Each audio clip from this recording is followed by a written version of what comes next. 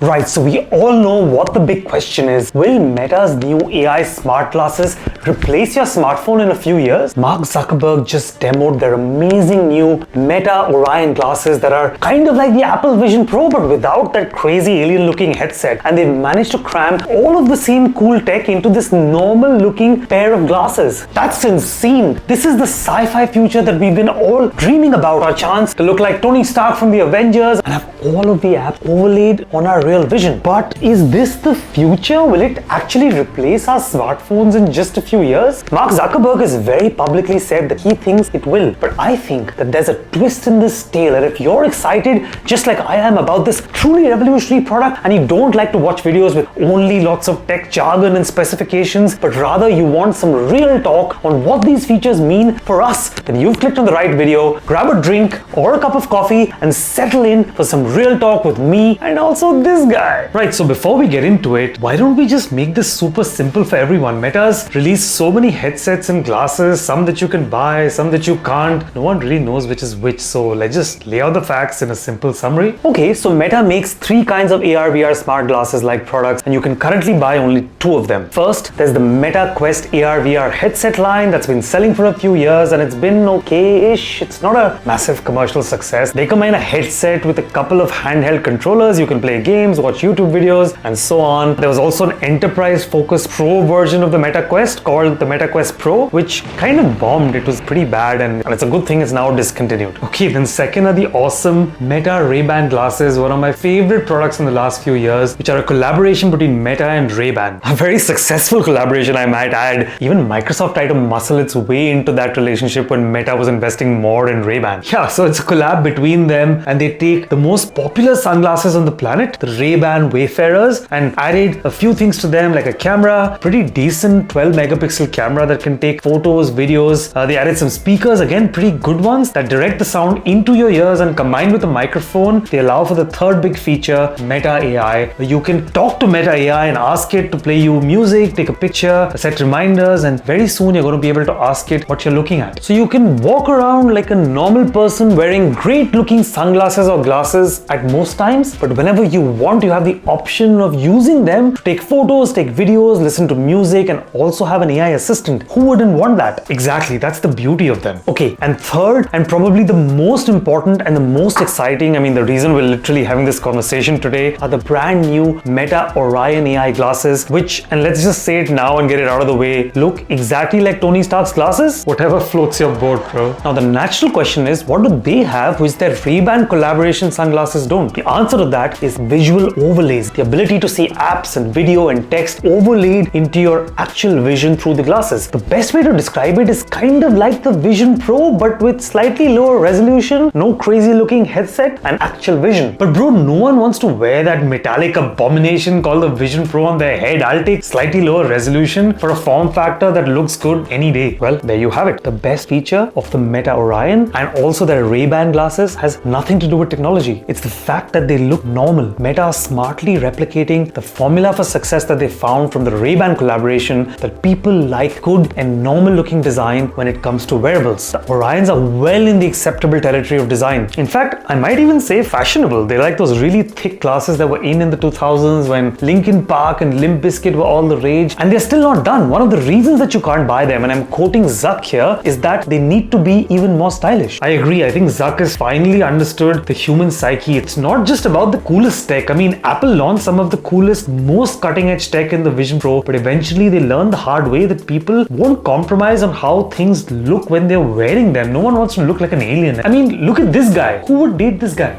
Exactly, and people might make a little bit of a compromise on looks for functionality, but not too much of a compromise. The AirPods are a great example, by the way. We're all used to them now, but in the beginning they did look a bit weird, not that normal, like earphones without the wires, like somebody took their earpods and cut the wires off. But still, the functionality was so good and the form factor was so relatable that people really adopted it. Okay, but back to Orion. What about the build? Okay, so Orion has three parts. There's the glasses, there's a neural wristband to detect small finger movements as software inputs, and then there's a wireless compute puck that intelligently offloads the app logic systems, which helps improve the battery and reduce heat and so on. Now, the way you navigate this interface can be through your eye tracking, hand tracking, and also voice. But the hand tracking is the best and most common, and that's where the neural wristband comes in to detect those really subtle finger movements forward and back. Your eyes and hands can act as the mouse, and then you click by pinching your fingers together. The eye tracking is actually very similar to what you've seen on the Vision Pro. Yeah, but the thing we learned with the eye tracking on the Vision Pro was that people don't always like to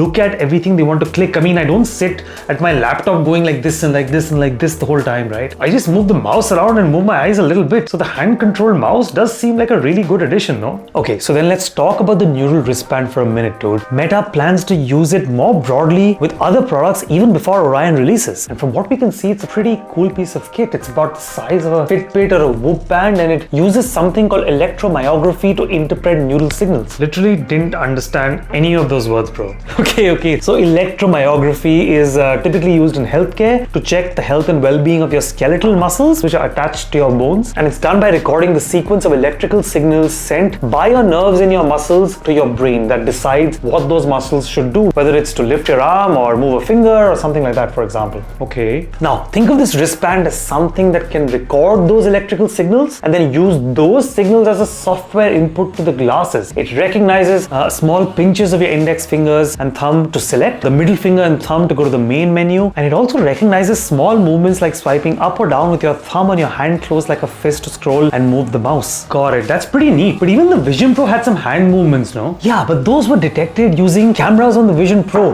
which needed a lot more visible hand movements like this. That level of gesturing makes people a bit uncomfortable, especially in public. The golden rule with technology is that it should not be intrusive or socially awkward. It should blend as much as possible into our normal lives and social situations. That's why being able to make very subtle finger movements without moving your hand is an absolute game changer. You can hide your hand down here and people don't even know what you're doing. Yeah, wow. Oh, and it also has a pretty wide field of view, which is about 70 degrees, so it really fills up what you're seeing. Is that a lot? I mean, what's the human eye's field of view?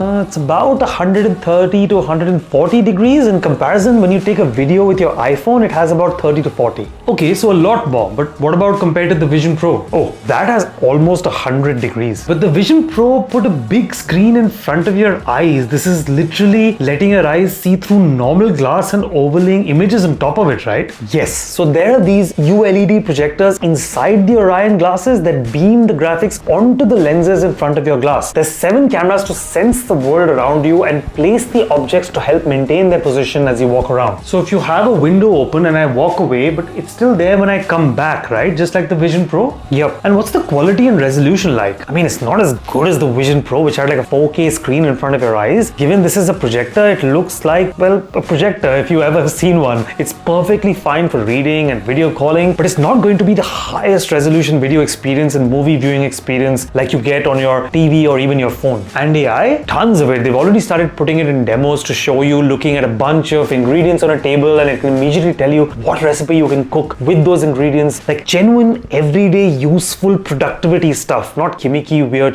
that we've seen on so many other phones. Though bro, the demo really seemed to be on guardrails. They had like the words of what the ingredients were spelt out like it was a cartoon. Cacao, oats, dates. I mean, who has a kitchen with all products neatly labeled in 24-point font, right? Yeah, it's not going to be like that in reality. It's going to be like smaller text and weird brand names, but I'm sure they can train their LLM on that. Totally agree. But by the way, why aren't they selling Orion to people again? Well, Zuck said 3 things. He wants to wait till these look more fashionable, higher quality, and make them more affordable. How much do they cost now? Okay, each of them costs $10,000 to make. Wow, no surprise he hasn't released it then. I mean, it's prohibitively expensive. Yeah, man, to be honest, the price is the main thing in my opinion. It already looks pretty decent, a bit thicker than the average glasses, of course, but dude, he just needs to slap Rayban or any other good brand on the side and get a few celebrities to wear it, and that'll sort it out. Yeah, but if this thing could be priced under $2,000,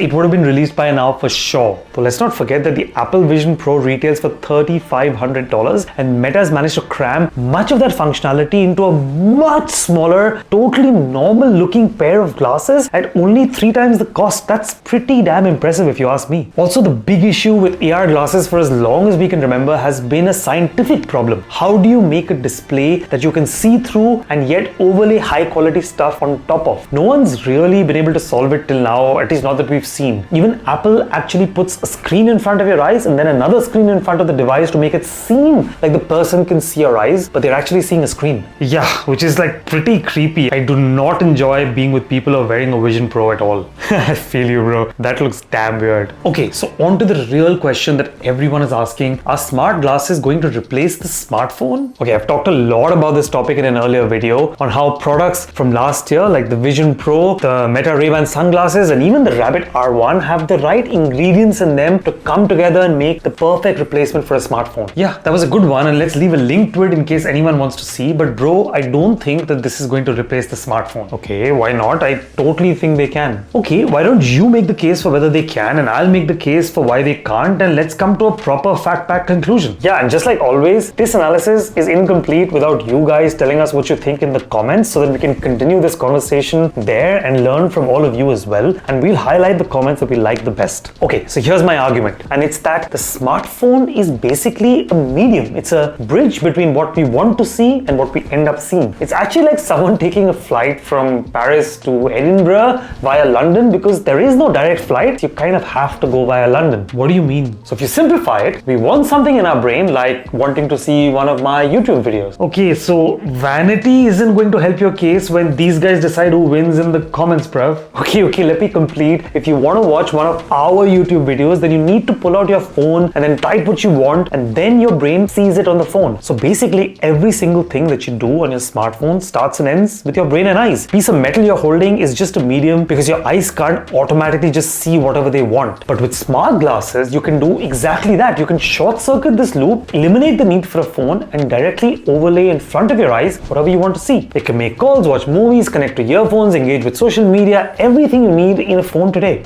Okay, I agree with your logic, but here's a few reasons why I think the smartphone will still endure. First, the glasses can do a lot, but not everything. For example, they can't do video calls where people can actually see your face, and ugly looking avatars like the Apple Vision Pro don't count. Second, it's still kind of intrusive. Not everyone wants some constant electronic input on their face. There's a reason that phones are good. When you don't want them, you can just put them away and just be. And third, the kind of computing power and battery needed in these smart glasses to last a day of intensive use without needing to charge is like years away. Right now, the Vision Pro and the Meta Orion last like 2 hours. Very interesting points you make. I do think though that the video calling problem will get fixed by generative AI, which can just literally see your expressions and generate your face. Yeah, but that just isn't real, bro. How will it know your expressions? It's gonna make them up. I don't know, maybe they can put a camera on that compute park or the neural wristband, and that can see your face and give inputs to the generative AI model to accurately generate a real-time video of your face. Bro, you know what else has a camera and can generate real-time video of your face? What? Your smartphone? Okay, touche. But by the way, on your point on intrusion, I'm sure it's a combination of being able to shut down all of the electronic systems on the glasses with a flick of the switch or something that'll do the trick. People need to know that things are actually off and not secretly recording or intruding in your conversation. And the same kind of thing needs to be communicated to people around the person wearing the glasses. Some kind of sign on the right side of the glasses or something. Okay, interesting. And the battery, by the way, well, battery tech is growing in leaps and bounds, and they're coming up with creative ways to push the battery consuming computing off the device like Meta have done with the compute puck. I think we're gonna have to wait and see how the battery tech evolves, but in theory, I see your point. But even then, putting these together, it does have so many issues before Zuck's dream of this replacing the smartphone comes to reality. Yeah, and what do you guys think? We're still waiting for you to comment down below so we can continue the discussion and join you in there and highlight the best comments. And by the way, whilst you're at it, if you want to do a bit more thinking, we made a really comprehensive video on the ingredients that are going to come together to make the smartphone replacement for the future. If you want to check it out, I'll leave a link here and see you there.